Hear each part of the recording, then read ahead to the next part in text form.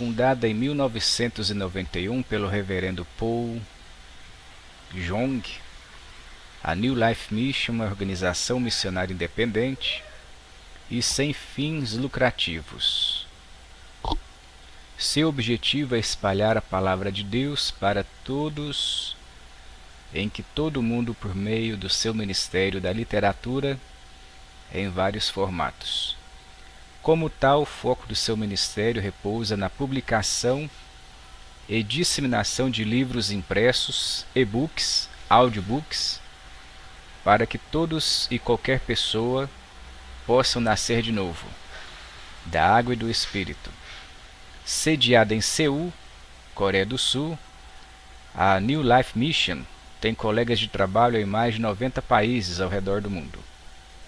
Esses colegas de trabalho, juntamente com o reverendo Jong, estabeleceram o seu objetivo na construção do reino de Deus. Aí tem a página do Facebook, a página do YouTube e a página do Instagram. Então vamos para a Bíblia. Apocalipse capítulo 2, versículo 8 a 11.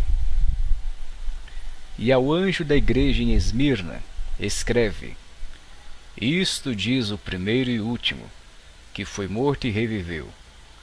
Conheço as tuas obras, e tribulação, e pobreza, mas tu és rico.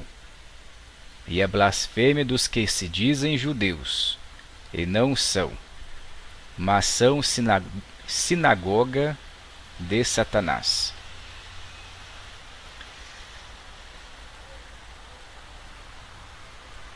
Nada temas das coisas que há de padecer.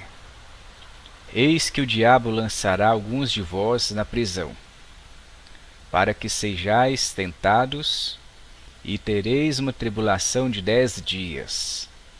Sê fiel até a morte, e dar-te-ei a coroa da vida. Quem tem ouvidos, ouça o que o Espírito diz às igrejas. O que vencer não receberá o dano da segunda morte.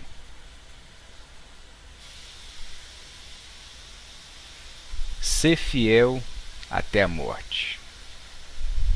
É o que está escrito na parte B do versículo 10.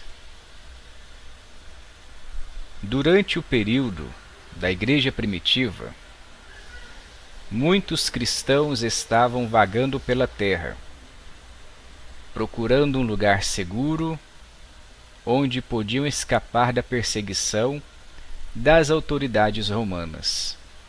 O Império Romano continuava com a sua política de perseguição, mesmo após a morte do imperador Nero. E os cristãos continuaram confrontando a autoridade dos imperadores seguintes. O que isso quer dizer aqui no primeiro parágrafo? Havia perseguição por parte do imperador de Roma. Roma era o maior império naquele mundo antigo, naquele momento, e os seguidores de Cristo eram perseguidos, presos e mortos pelo império. Assim como acontece nos países muçulmanos, nos países comunistas, Coreia do Norte, China, Afeganistão, alguns países da África e alguns países aqui na América Latina. Inclusive, recentemente na Nicarágua está tendo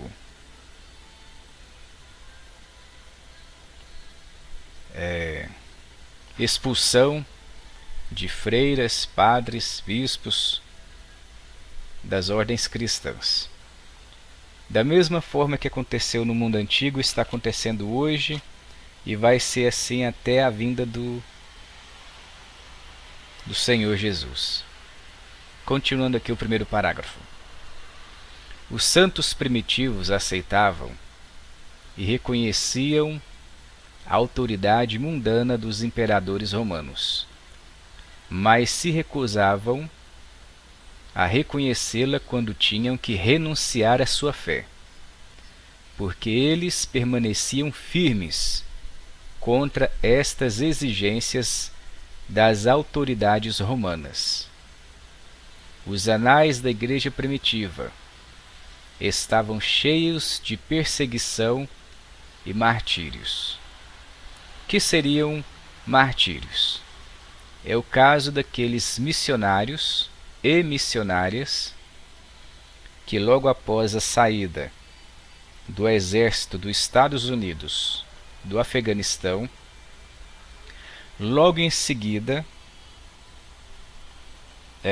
as autoridades afegãs decretaram a ilegalidade desses missionários e missionárias,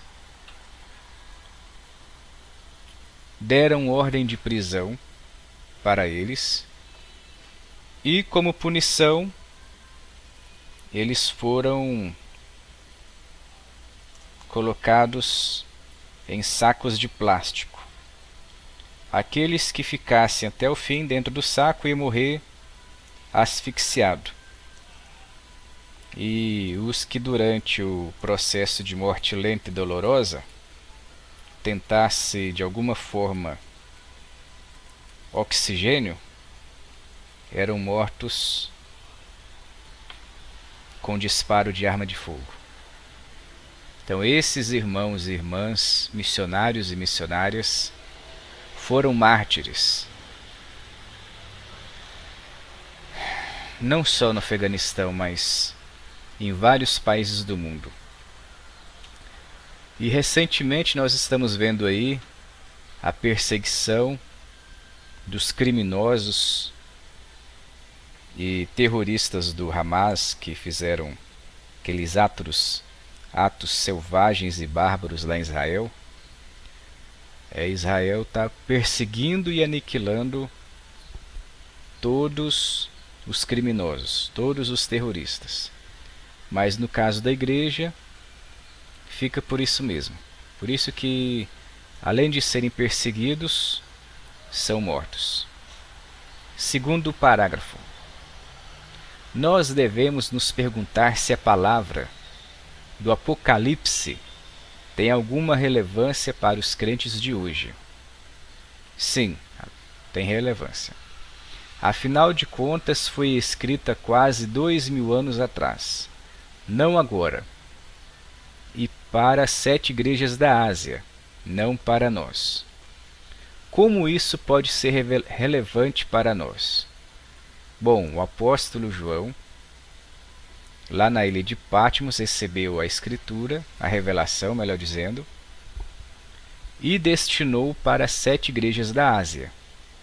Mas enquanto o Senhor Jesus não voltar, a palavra ela está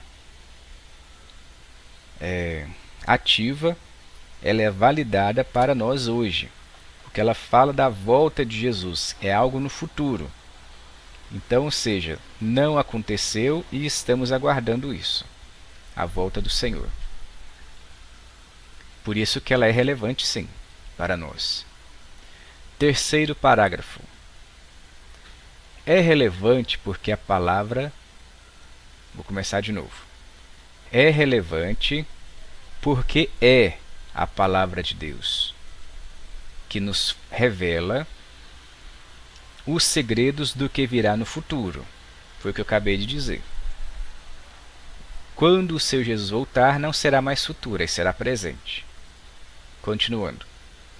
Nós devemos perceber que estamos vivendo agora a era do cavalo negro, a terceira era das eras dos 4 cavalos, descrita em Apocalipse 6.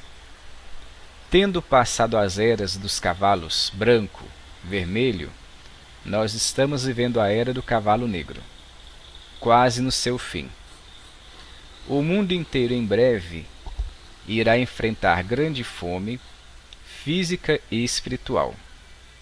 Realmente é seguro dizer que esta era de fome já chegou. Quando a era presente do cavalo preto, a era da fome.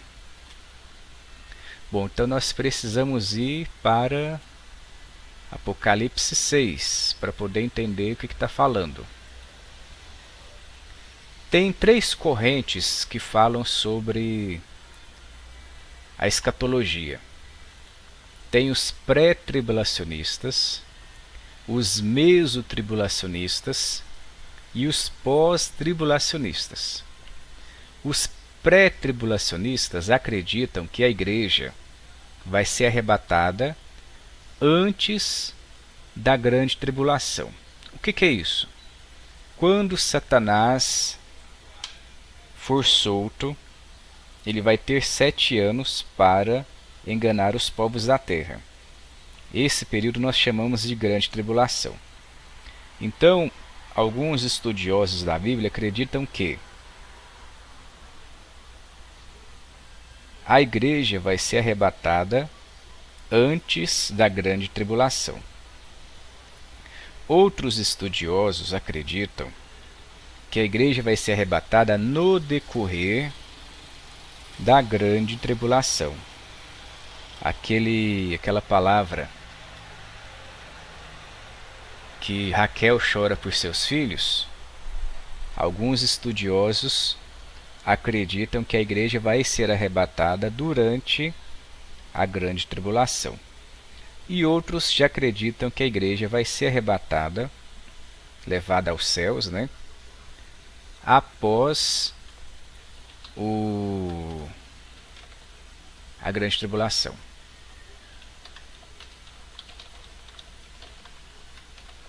Então, no capítulo 6 de Apocalipse,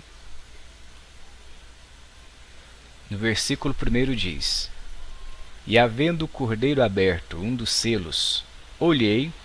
Quem está dizendo isso? O apóstolo João, ele que recebeu essa visão. Então, no capítulo 6 de Apocalipse, quem está vendo aqui é o apóstolo João, por isso ele registrou. E havendo o cordeiro aberto um dos selos, olhei. Quem olhei? Quem olhou, João. E ouvi um dos 4 animais que dizia como voz de trovão: Vem e vê. E olhei, verso 2, e olhei, e eis um cavalo branco, e o que estava sentado sobre ele tinha um marco. Foi-lhe dada uma coroa. Saiu vitorioso e para vencer. Verso 3. E havendo aberto o segundo selo, ouvi o segundo animal dizendo: Vem e vê. E saiu outro cavalo vermelho, e ao que estava sentado sobre ele foi dado que tirasse a paz da terra, e que se matassem uns aos outros, e foi-lhe dado uma grande espada. Verso 5. E havendo aberto o terceiro selo, ouvi dizer o terceiro animal: Vem e vê. E olhei, e eis um cavalo preto, e o que ele estava sentado tinha uma balança em sua mão. Verso 6. E ouvi uma voz do meio dos 4 animais que dizia: Uma medida de trigo por dinheiro, e 3 medidas de cevada por dinheiro, e por 1 dinheiro, e não danifiques o azeite e o vinho. Então esses cavalos aqui, são vários versículos, até o versículo 17, para os estudiosos da escatologia, acreditam que serão durante o período do anticristo. Certo? Então, para a gente entender o arrebatamento da igreja, é preciso abrir Mateus capítulo 24, Evangelho segundo Mateus capítulo 24, que lá a gente vai ver sobre a grande tribulação. E o que a Bíblia diz sobre o arrebatamento? A Bíblia diz que quando os mortos em Cristo ressuscitarem, todos os cristãos que estão vivos serão arrebatados para o céu. Ninguém sabe quando isso acontecerá. mas será nos últimos tempos. Por isso que muita gente especula datas, mas só o Pai Celestial é que sabe quando vai acontecer isso. Então, o que significa arrebatamento? O arrebatamento é quando os salvos que estão vivos serão levados para o céu, junto de Jesus, sem morrerem. E onde é que você tem baseado isso? Baseado no livro de 1 Tessalonicenses, capítulo 4, versículo 17. Enoque e Elias foram arrebatados. Eles subiram vivos para o céu. Nós temos referência de Enoque no livro de Gênesis, no capítulo 5, versículo 24, e no livro de 2 Reis, capítulo 2, versículo 11, fala sobre o arrebatamento de Elias. Então, no passado, isso já aconteceu. Também Jesus, o Senhor Jesus, depois que ressuscitou, ele subiu ao céu, e enquanto seus discípulos olhavam para ele, até sumir nas nuvens. Sobre esse registro da ascensão do Senhor Jesus, está no livro de Atos dos Apóstolos, capítulo 1, versículo 9 e 10. Agora, o que gera ansiedade e dúvida nos cristãos de uma forma geral? É quando que vai ser o arrebatamento.